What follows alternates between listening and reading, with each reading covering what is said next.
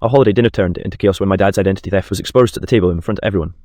So, this all went down last Christmas Eve, and honestly, I'm still not sure I fully processed it.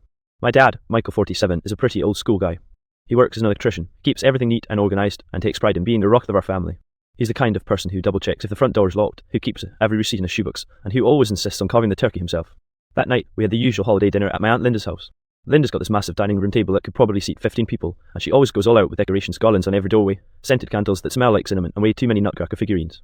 My mom, Julia, was helping her in the kitchen, while my cousin Aaron was setting up his laptop in the living room to show us his new crypto project, which already had my dad rolling his eyes.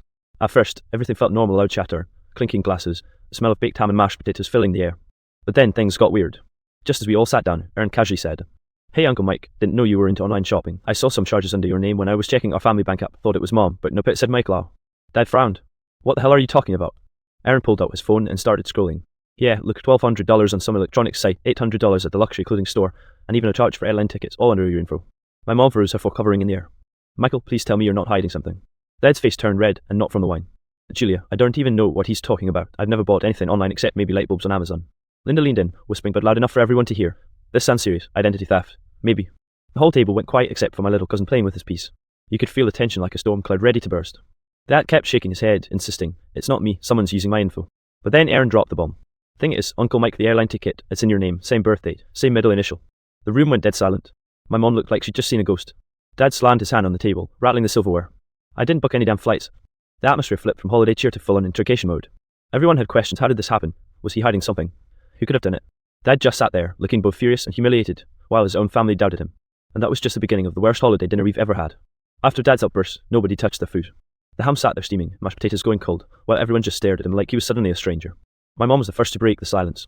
"Michael, if you didn't book these flights, then who did? Because it's your name, your information." Dad rubbed his forehead, looking like he was about to explode. "That's what I'm trying to tell you. Someone stole my identity. I've been careful my whole life, never saved my card online, never clicked on weird links, always shredded bills, but clearly, someone got me." Aaron, who loves being the tech guy of the family, leaned back smugly. "Identity thefts everywhere. Uncle Mike, you probably clicked one of those scam emails about free gift cards."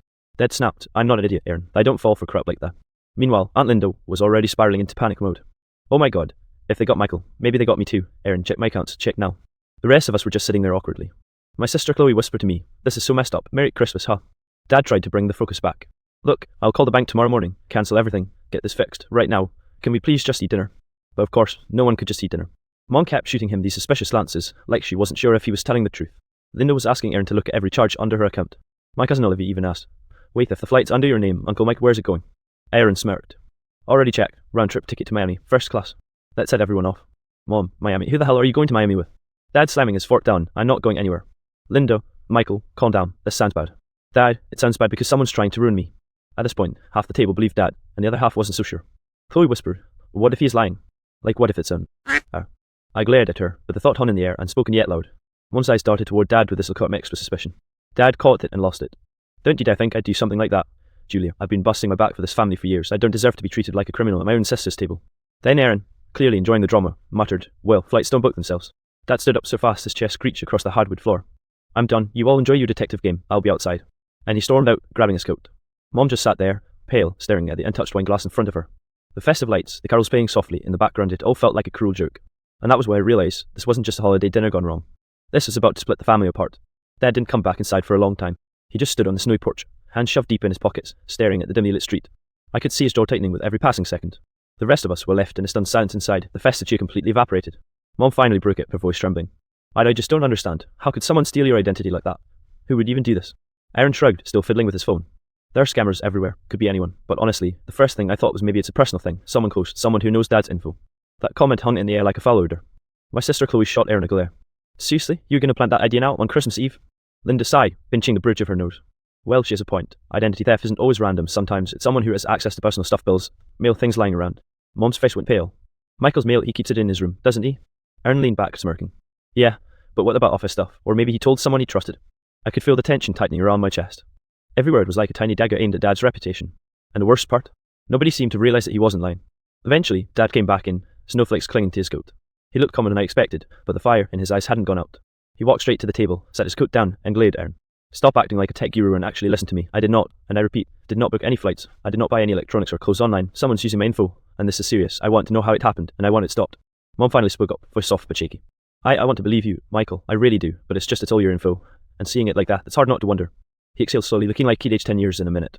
I get it, you're scared. I'm scared too, but we can't turn on each other over this, not tonight. Chloe muttered, but it feels like someone already did.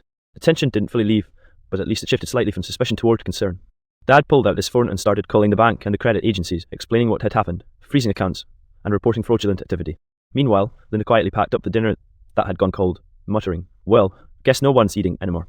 Even Aaron stopped smirking. He glanced at Dad and said, all right, I'll help you track this down. I think we need to figure out if it's random or someone who knows you. That was the first moment of small relief, the first glimmer of teamwork instead of all-out mistrust. Dad nodded, a tight smile forming. Thank you, let's at least try to solve this before we completely ruin Christmas. But deep down, I could feel that this was only the beginning. Whoever had done this wasn't just after money, they were trying to shake the very foundation of our family.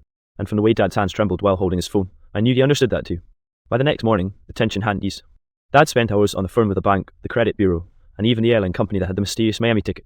He was determined, methodical, but also visibly exhausted.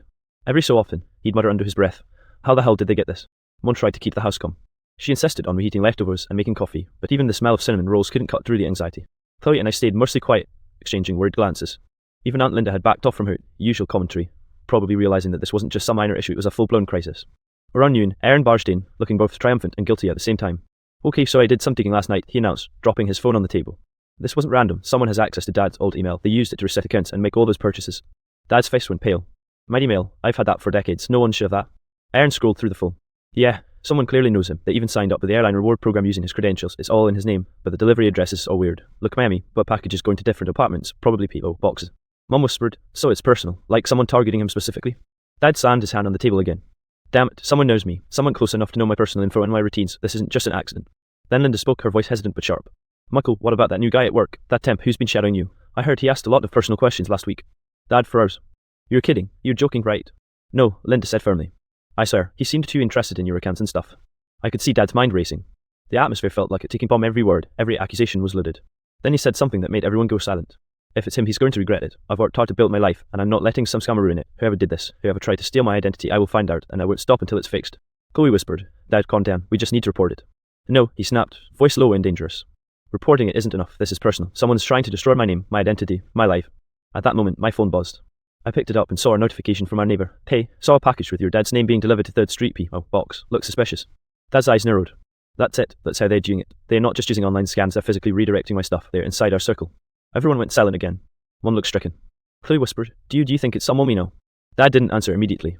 He just stared at the floor, fists clenched. Then he finally said, his voice cold, I'm going to find out who did this, whoever it is, they're going to wish they never touched my name.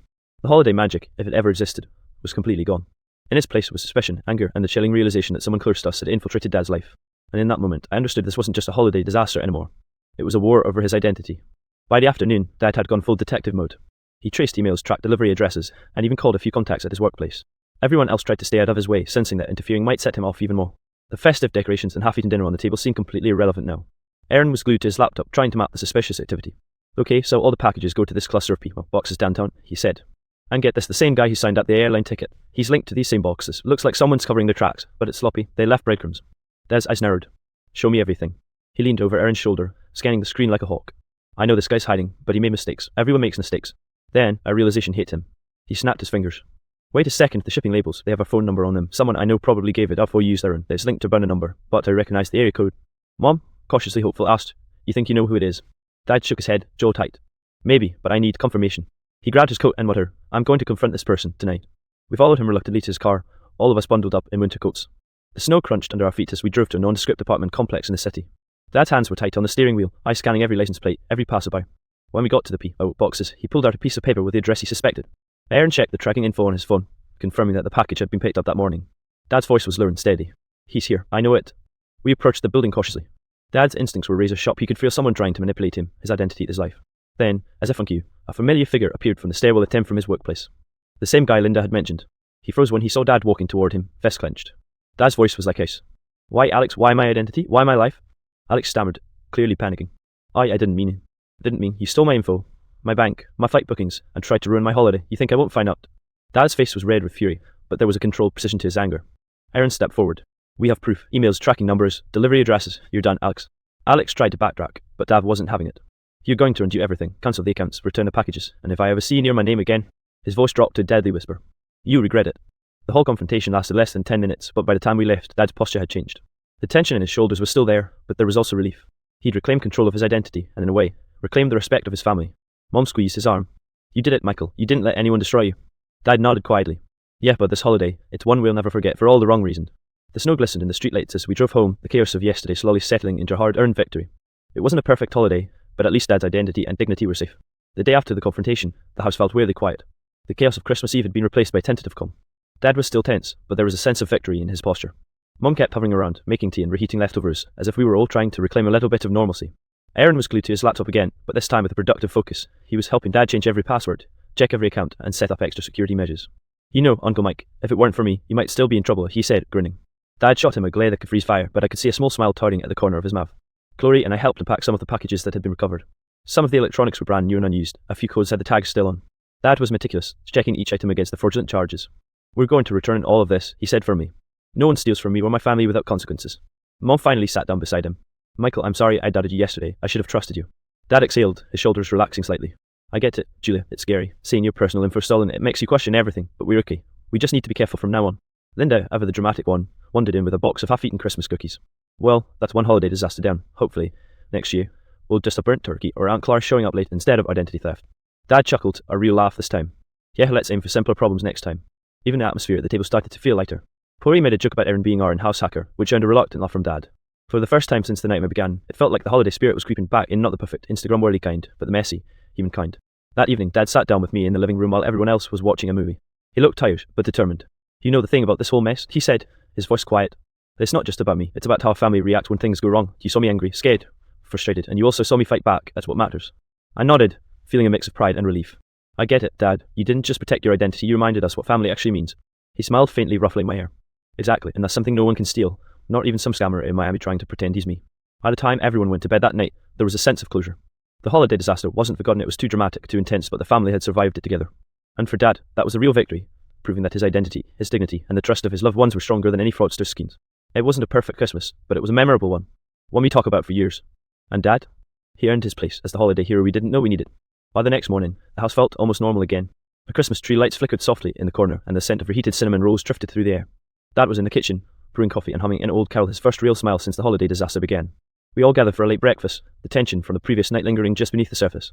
Mom kept glancing at Dad, her eyes full of gratitude and something like awe. You handled everything so well, Michael, she said softly. Dad shrugged modestly. I just did what I had to do, but the truth is, I couldn't have done it without all of you. Aaron tracking the packages, Chloe helping with the returns, Julie keeping us all calm it mattered. Aaron smirked. Yeah, I did the hard part. Dad pointed a finger at him. You did good, kid. Don't let it get to your head, though. The packages that had been recovered were all sorted and ready to return or cancel. Dad had even drafted emails to the authorities about the identity theft and the person responsible, ensuring that it wouldn't happen again. There was a sense of accomplishment in the air, a rare kind of satisfaction that came from overcoming something truly invasive and personal.